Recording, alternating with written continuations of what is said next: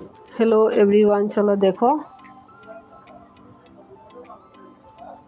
सकाले घुम থেকে উঠে চা খাইলাম আর চা খাইয়া বাসনটা ধুইলাম, ধুইয়া তারপরে এই দেখো বাজার আনছিয়েছেন এগুলো শাক, শস্য পাতা শাক আর হচ্ছে ফুলকপি।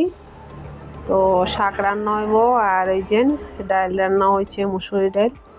মাংস তো আরও পাতলা খায়, তো আমি একটু ঘন না হলে খায়ও ভালো লাগে না। আর আলু ভাজি, তারপর স্নান করে পূজা দিলাম। দেখো আজকে ফুলও কম, একদম শীতের সিজন আইছে, ফুল একদম মিলে না এখন।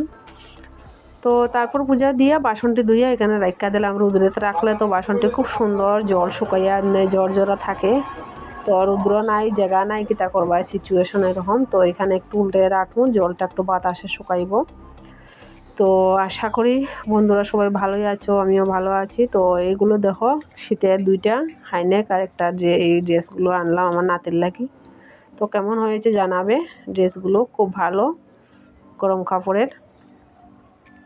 এই দেখো, তো সবাই ভালো আছো আশা করি, আমিও ভালো আছি। আর একটা চাদর আনলাম আমার লাগি, এই যে উলের চাদরটা কেমন হয়েছে একটু কমেন্ট করে জানাবে। তো সবিতাসেন ফ্যামিলি ব্লগে সবাইকে অসংখ্য ধন্যবাদ বন্ধুরা, সবাই অনেক ভালোবাসা হলো আমার তরফ থেকে। সবাই ভালো থাকো, সুস্থ থাকো।